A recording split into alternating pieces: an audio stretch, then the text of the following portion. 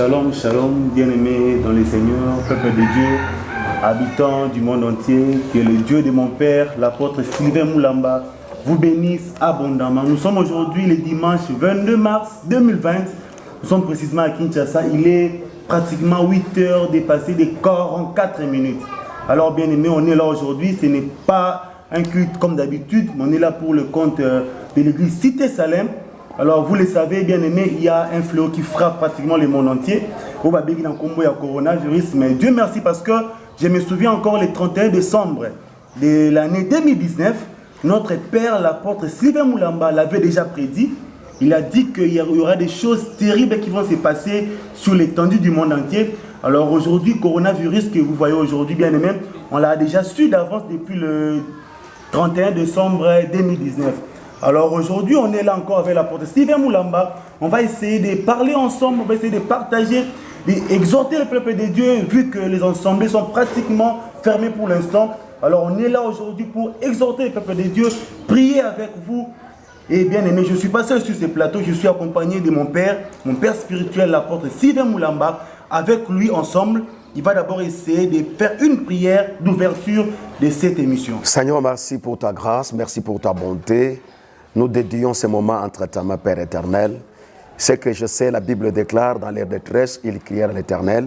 L'Éternel les entendit et il a envoyé sa parole et sa parole les guérisse. Laisse que ta parole puisse nous guérir comme un médicament très fort contre toute épidémie, toute pandémie, dans le nom puissant, glorieux de notre Seigneur et Sauveur Jésus-Christ, que nous avons ainsi prié, nous disons Amen. Amen. Peuple de Dieu, soyez bénis. Shalom, shalom, shalom, shalom. Comme d'habitude, nous sommes encore là pour vous annoncer une très bonne nouvelle par rapport au climat. Ce n'est pas un climat politique et ce n'est pas un climat, je ne sais pas comment les situer, mais je vais vous dire que nous sommes en train de passer un moment très grave. Alors, il n'y a pas de problème sans solution. Il y a une déclaration que je vais vous donner, peuple de Dieu. Partout où vous nous suivez dans le monde entier, tout ce qui commence termine. Et lorsqu'il y a un événement, vous devez retenir qu'il y a des morts, il y a aussi le reste. Et je déclare avant mon intervention que parmi les restes, le Seigneur va faire de toi un reste pour lui. Parce que lorsque tu as une mission pour lui, tu ne peux pas partir. Souvenez-vous même d'Israël, pendant qu'il était dans les déserts, lorsque Dieu avait pris la décision de pouvoir empêcher les peuples de ne plus entrer en Canaan, ce n'est pas tous les peuples qui étaient restés dans les déserts, il y avait le reste. Caleb et Josué, ils étaient entrés. Moi aussi, je vois que ce matin, tu es une génération de Caleb et Josué qui va rester et qui va faire la gloire de Dieu. Amen. Nous allons partager une pensée de Dieu.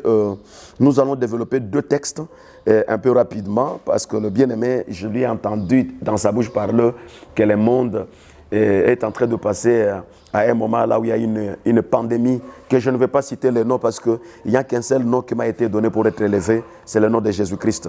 J'entends même le chrétien en train d'élever le nom d'une épidémie, une pandémie. À tout moment, les bouches, c'est-à-dire le nom de Jésus est en train de disparaître dans les bouches des gens et il n'y a qu'une maladie qui est en train de prendre de l'ampleur. C'est pourquoi je vais interdire aux enfants de Dieu de ne plus élever le nom d'une maladie et de prendre dans leur bouche et répéter que votre discours soit Jésus est Seigneur. Amen. Alors nous sommes dans Nombre chapitre 21, nous allons développer le verset 1er jusqu'au verset 7-9. La Bible dit, le roi d'Aran, je prends les versets 4 directement pour ne pas prendre beaucoup de temps. Ils partirent de la montagne de Héros par le chemin de la mer Rouge pour contourner le pays d'Édom. Le peuple s'impatienta en route et parla contre Dieu et contre Moïse. Pourquoi nous avez-vous fait monter de l'Égypte, hors d'Égypte, pour que nous mourions dans les déserts? Car il n'y a point de pain et il n'y a point d'eau. Et notre âme est en dégoûtée de cette misérable nourriture. Alors l'Éternel envoya contre le peuple de serpents brûlants. Ils maudirent le peuple et ils moururent beaucoup de gens en Israël. Le peuple vint à Moïse et dit, nous avons péché car nous avons parlé contre l'Éternel et contre toi. Prie l'Éternel afin qu'il éloigne de nous ces serpents. Moïse pria pour le peuple et l'Éternel dit à Moïse, fais-toi un serpent brillant et place-les sur une perche. Quiconque aura été mordu et le regardera recevra la vie.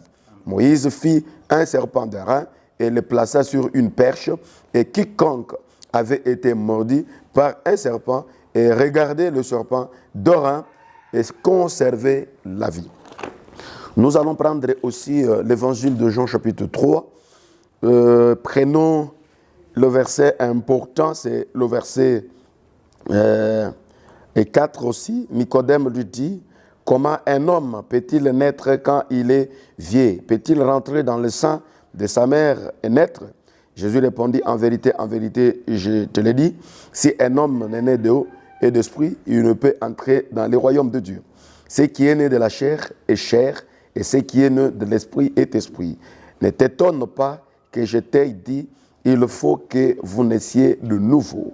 Alors, je suis en train de commencer avec l'Ancien Testament, avec le peuple d'Israël. Et mon message est en train d'être focalisé sur la solution du monde. Les grands pleurent, les millionnaires pleurent, les présidents pleurent, et il y a des hommes, les joueurs pleurent, tout le monde est en train de pleurer. C'est-à-dire la pandémie ne dépend pas de moyens. Il y a des gens qui ont beaucoup de moyens mais qui sont en train de succomber devant cette pandémie. Mais je suis en train de donner une solution pour le monde entier. Une solution. Pour toi qui es en train de m'écouter, pour toi qui es en train de me suivre en direct, laisse-moi te dire, je te donne la solution. Si tu es renfermé dans ta maison, tu es en train de me suivre sur ton petit téléphone, laisse-moi te dire, en dehors de ce que les gens parlent, mais je vais te donner une solution. Israël était en Égypte, par la main forte de Dieu, ils sont sortis de l'Égypte vers la terre promise. Et ils sont arrivés au moment où ils devaient passer par Édom. Édom a refusé à ce qu'Israël puisse passer par chez lui. Alors ils ont contourné pour pouvoir trouver un autre chemin. La Bible est en train de dire Israël. Et il est arrivé à un moment, il commence à parler à mal contre le Seigneur. Ils ont commencé à murmurer contre Dieu. Oh, nous sommes fatigués. Ils ont commencé à parler. Il nous fallait nous laisser en Égypte au lieu de nous faire mourir. Nous sommes fatigués de cette nourriture. La nourriture qu'ils étaient fatigués, c'était la nourriture de Dieu, la manne. C'est-à-dire, Israël, au lieu de se réjouir de la délivrance, de quitter Égypte, là où ils étaient deux esclaves vers la terre promise, mais Israël était en train de s'inquiéter par rapport à la nourriture. Nous sommes fatigués, il nous faut retourner en Égypte. Alors, la colère de Dieu s'est enflammée. Dieu a commencé, Dieu a ordonné au serpent brûlant. Le serpent commence à mordre le peuple. Alors, ce qui tue mon attention, c'est quoi? Les serpents n'ont pas existé lorsque le peuple n'a pas péché. C'est-à-dire, le serpent commence leur travail c'est quand les serpents, lorsque le péché a commencé et le serpent commence à mordre le peuple. Je vais dire quoi? Le péché appelle le jugement de Dieu. Lorsque quelqu'un pêche, ça appelle le jugement. Bien aimé, le péché n'est pas bon. Tout ce que nous vivons, pour que quelqu'un soit épargné, il faut que la personne ne soit pas péchère. Il faut s'éloigner du péché. Il faut abandonner le péché. Qu'est-ce que la Bible nous dit? La Bible nous dit dans Romains chapitre 6, le verset 23, que le salaire du péché, c'est la mort. Pour le moment, pour le temps que nous passons, les histoires de pandémies, les épidémies n'ont pas commencé en 2020. Lorsque vous lisez l'histoire du monde, vous allez découvrir qu'à 1926, à 1900, à 1600 quelque chose, il y a eu des épidémies. Il y a eu des épidémies, y compris aussi la fièvre jaune. C'est une épidémie qui a existé dans les temps passés. Mais un problème, il y a eu des milliers et des milliers de gens qui sont tombés, qui sont morts. Mais en dehors de cela, il y avait toujours des restes. Il y avait des gens qui sont morts, des milliers. Lorsque je lisais l'histoire hier, j'ai compris qu'il y avait une épidémie qui avait frappé le monde. Il y avait 100 millions de morts. 100 millions. Il y a eu des épidémies, 1 million. Il y a des épidémies qui ont commencé en Égypte. Il y a eu des épidémies qui ont commencé en Inde. Il y avait des morts terribles. Mais à cela, il y avait aussi des restes. Il y avait toujours des restes. Il y a des gens qui meurent. Il y a des gens aussi qui restent. Et parmi celles-là qui tombent. Bien-aimés frères et sœurs, Et la seule chose que je peux vous dire est que cette pandémie ne va pas emporter le monde entier. Et pour votre information, la pandémie ici, que je ne vais pas citer le nom, ce n'est pas la fin du monde. La fin du monde, c'est quand le Fils de l'homme sera suspendu dans les airs. Ça, ce sont des événements qui annoncent. Ne croyez pas que c'est la fin, mais ce sont des pandémies qui annoncent juste la fin, mais ce n'est pas la fin du monde. Alors, les enfants d'Israël en train de parler, murmurer contre Dieu, et c'est là où je parlais que le péché appelle le jugement de Dieu. Bien-aimés, c'est le temps aussi d'abandonner le péché, la vie du péché. Et l'homosexualité était une monnaie courante dans tous les pays occidentaux. Mais aujourd'hui, là, bien aimé, on ne parle plus. Parce qu'un homosexuel ne peut pas aller vite pour aller chercher, je ne sais pas, son mari ou sa femme, bon, comme il s'appelle, mais je ne sais pas, parce que tout le monde est renfermé. Alors, maintenant, là, c'est Jésus qui est en train de prendre les dessus. Alors, c'est pourquoi je vous dis, messieurs et madame, que maintenant, là, ce n'est pas le temps de glorifier la maladie, c'est le temps de glorifier Jésus. Amen. Alors, le peuple, et quand les serpents commencent à mordre les gens, ce qui intervenait, c'était quoi? Vous êtes mordi par les serpents, vous mourrez.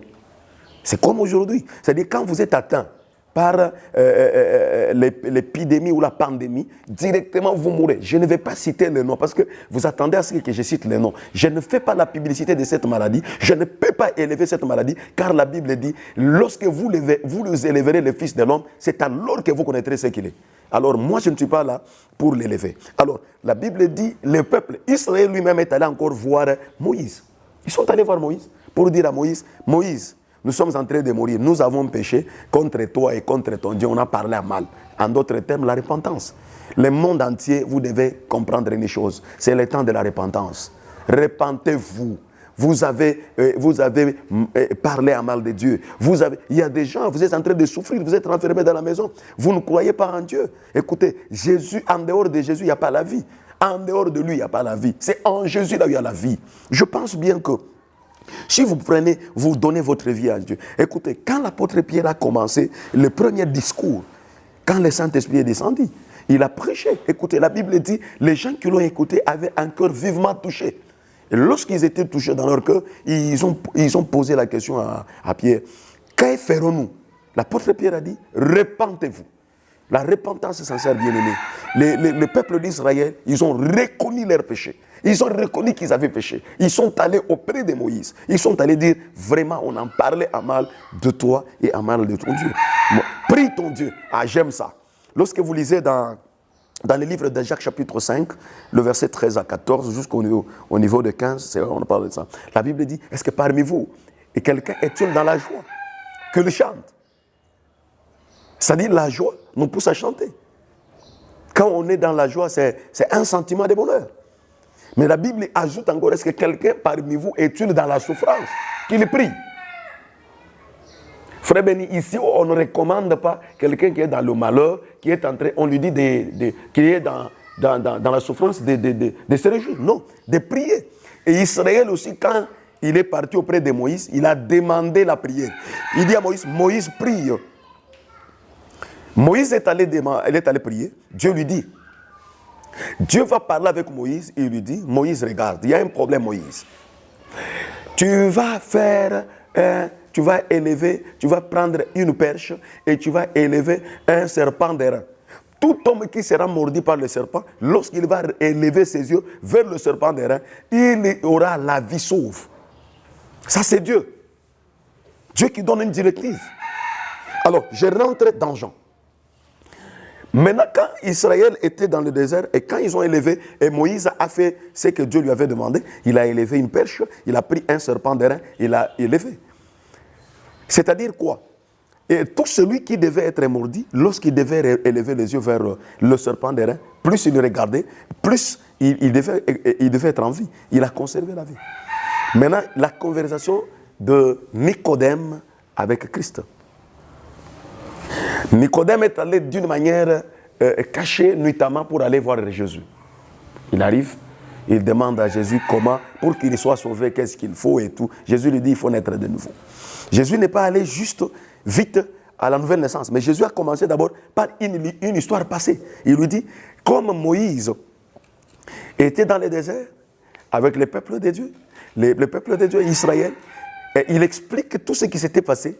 Et il a dit, comme le serpent d'airain a été élevé, il lui dit maintenant, c'est de la même manière que le Fils de l'homme doit être élevé. Là, Jésus parle de la croix. Et je suis maintenant à la croix. La solution du monde, c'est la croix. S'il n'y a pas la croix, il n'y a pas la solution pour cette pandémie. Bien-aimé, toi qui es en train de me suivre, écoutez.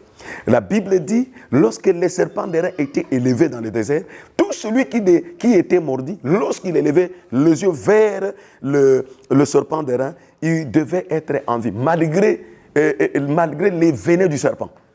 Je vais dire quoi? Aujourd'hui, nous ne sommes pas dans le désert, mais nous passons au même moment. Il y a un serpent brillant que vous appelez par le nom que je ne vais pas citer, vous connaissez. Que je pense que toi, si tu es comme mon frère qui est à mes côtés, celui qui m'a provoqué, c'est comment les noms? Moi, je ne connais pas.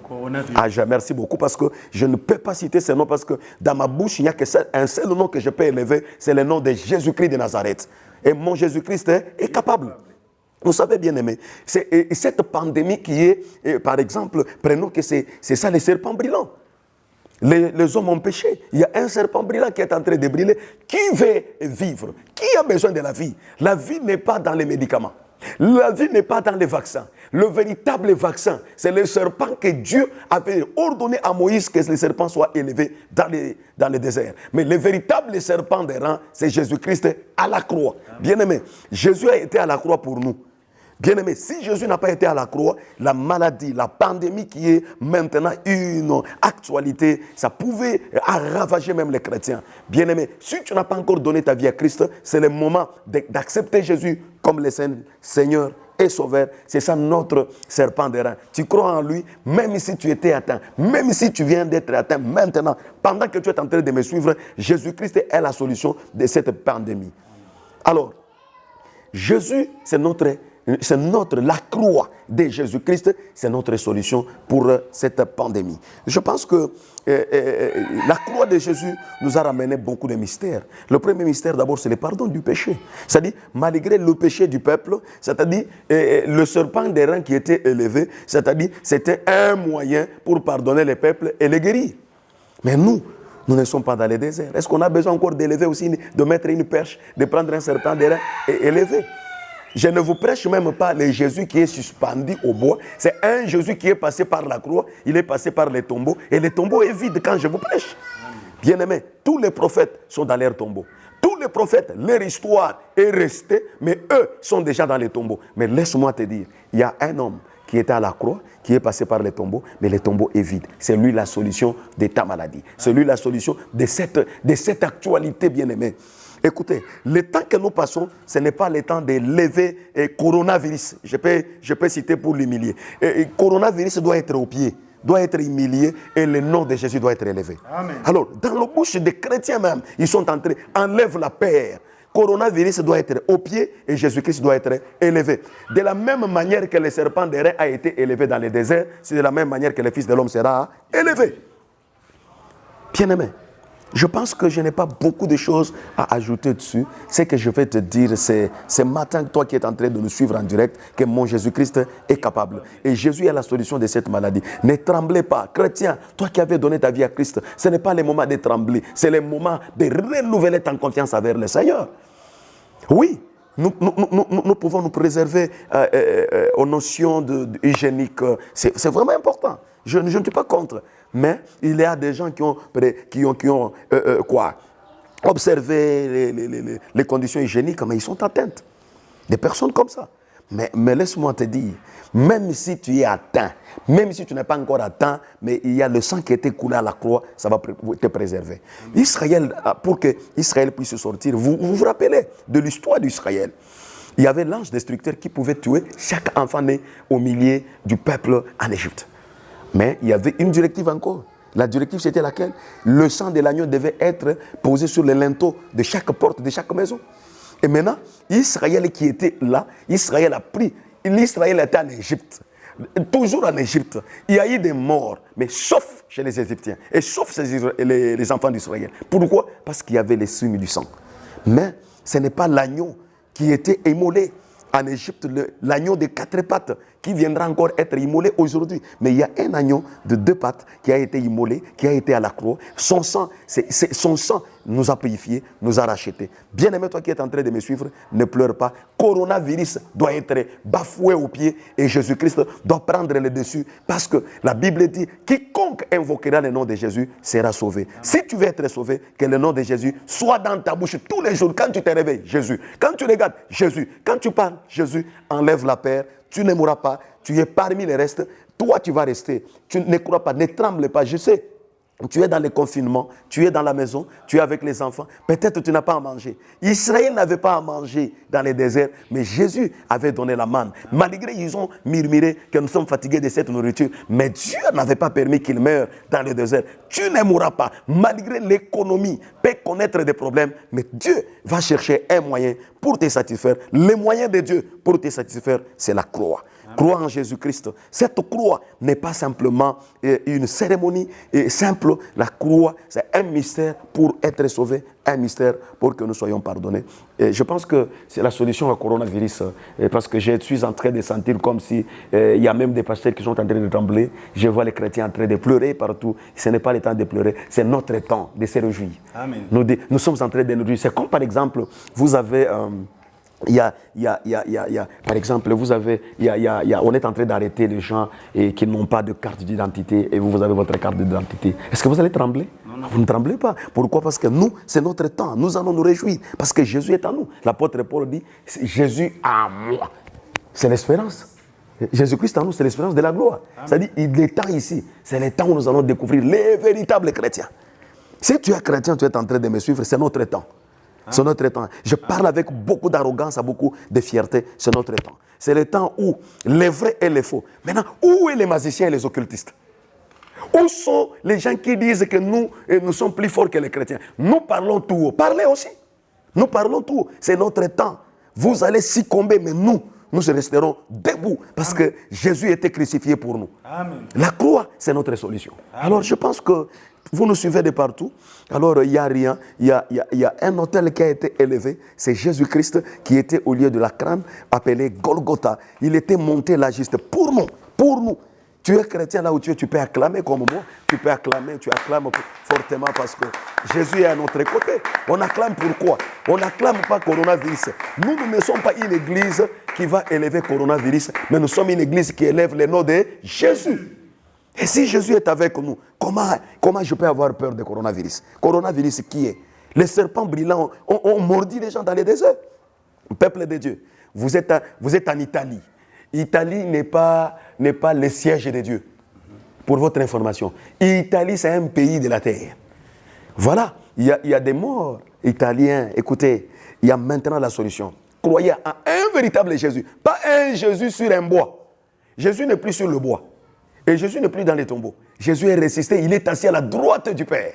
Amen. Comme un avocat en train de pleurer pour nous. Alors pourquoi vous êtes en train de pleurer? Si vous avez un objet que vous croyez que c'est lui le Jésus, et regardez-moi bien, cassez ça, cassez. C'est au moyen de la foi. Vous croyez simplement. Écoutez, vous êtes malade, mais avec votre truc là en main. Mais regardez maintenant, c'est au moyen de la foi. Vous croyez, vous acceptez, et puis c'est fini. Je pense que c'est à ce moment-là, c'est ce que nous voulons. C'est à cette dimension de choses que nous voulons marcher avec le peuple de Dieu et le peuple monde entier. Ce n'est pas le temps de pleurer. Vous êtes en France, vous êtes enfermé, vous êtes où? Vous êtes aux États-Unis, vous êtes en Afrique du Sud, vous nous suivez de partout. Je ne sais pas, vous êtes à Londres ou vous êtes en train de trembler. Si vous êtes chrétien, ne tremblez pas. N'ayez même pas peur. Parce que nous avons un homme qui a été pendu au bois à cause de nous. Je pense que c'est un bon message. La solution des coronavirus, c'est Jésus-Christ. Que Yahweh vous bénisse. Je ne sais pas s'il y a une question. Oui, bien-aimés dans le Seigneur, peuple de Dieu, un message très fort pour vous et moi. Un message qui édifie, un message qui apporte la solution à nos problèmes. Bien-aimés, coronavirus bafoué sous nos pieds et Jésus-Christ élevé sur la croix. Apôtre Sylvain Moulamba, mon père spirituel, vous qui avez apporté ces messages depuis le 19 décembre 2020, qu'il y aura des pandémies, des épidémies, des moments forts qui vont frapper la terre. Quel est le message fort que vous apportez aujourd'hui pour le peuple de Dieu qui vous suit à ces moments? Merci beaucoup pour la question. Le 31 décembre, on était dans notre réveillon. Là, c'est pendant que le Seigneur m'avait parlé qu'il y aura des événements qui vont bouleverser le monde entier. Alors, je ne savais pas que c'était cette pandémie. Alors, quand la pandémie est venue, alors le Seigneur est en train de me parler. Je suis en train de parler avec le Seigneur. Le Seigneur est en train de me dire ceci. Le temps que nous passons ici, les gens vont mourir. Les gens n'ont pas encore tombé. Les gens vont mourir. Mais il y a maintenant la main de Dieu. La main de Dieu qui va intervenir. La main de Dieu va intervenir simplement pour celles-là qui vont accepter sa parole et celles-là qui vont donner leur vie et ceux qui vont se repentir. Amen. Dieu a besoin de gagner celles-là. Il y a des gens qui se sont perdus. Ils sont dans les péchés énormes. Les gens ont fait beaucoup de choses. Ce que Dieu veut, il veut récupérer son peuple. Amen. Que le diable est en train de pouvoir ramener pour la perdition. Le diable est en train de chercher à emporter plusieurs âmes dans l'enfer. C'est ça le travail du diable. Mais maintenant ici, si tu nous suis, ce que tu dois faire, répands-toi et donne ta vie à Jésus. Si tu étais déjà rétrogradé, ce que tu dois faire, tu dois te repentir encore, tu retournes. Il va te recevoir comme le fils prodigue lorsqu'il était retourné auprès de son père. Ce que moi je sais, à ce qui concerne la repentance, Dieu n'utilise pas même un ange. Lorsqu'il y a la repentance, Dieu lui-même, il reçoit le pécheur. Oui, papa, une autre question. Quelle est la place de l'Église pendant ces moments difficiles, pendant ces moments de troubles, pendant ces moments qui frappent vraiment le monde entier? Les gens souffrent, les gens pleurent, les gens sont dans des craintes terribles. Quelle est la place de l'Église dans tout ça? L'Église, c'est ça même la solution du monde. L'Église ne se ferme jamais, l'Église reste toujours ouverte. L'Église, c'est ça même la vie de tout. Je pense que c'est l'Église qui est la solution du monde entier. La place de l'Église, c'est lui-même qu'on doit consulter. C'est elle qu'on doit consulter quand il y a tous les problèmes. Et s'il n'y a pas l'Église, je pense, comme l'Église est encore sur la terre, il y aura toujours la solution. L'Église n'est pas encore enlevée. Comme l'Église est encore là, je pense que votre femme, si elle est quelque part, là où il y a les troubles, si elle n'est pas encore récupérée, vous ne serez pas tranquille. C'est pourquoi, comme le Seigneur n'est pas encore venu récupérer sa femme, c'est pourquoi le monde, vous avez la chance, la grâce de vivre, c'est parce que l'Église est encore sur la terre. C'est-à-dire la solution sera toujours là parce que l'Église est encore là. Je pense que oui, bien aimé, c'était là l'apôtre Sylvain Moulamba, l'église Cité Salem, située à la 7e rue Limité Industrielle sur l'avenue Etiti, numéro 8. Vous voulez contacter l'apôtre Sylvain Moulamba, appelez-nous au 081 11 99 569 0912 18 44 080 89 17 078. Que le Dieu de l'apôtre Sylvain Moulamba vous bénisse abondamment. La prière pour vous, Seigneur, je recommande tout celui qui nous a suivis. Que cette main que je tendis soit une main qui va affecter chacun de nous. Que la guérison miracle et éternelle Dieu, la protection de ton sang soit sur chacun de nous. Au nom de Jésus. Amen. Ici, ce n'est pas la télé Cité Salem du Congo. Ça, c'est Mukulu TV. Les Mukulu TV, mais ils vont arranger. Mukulu TV.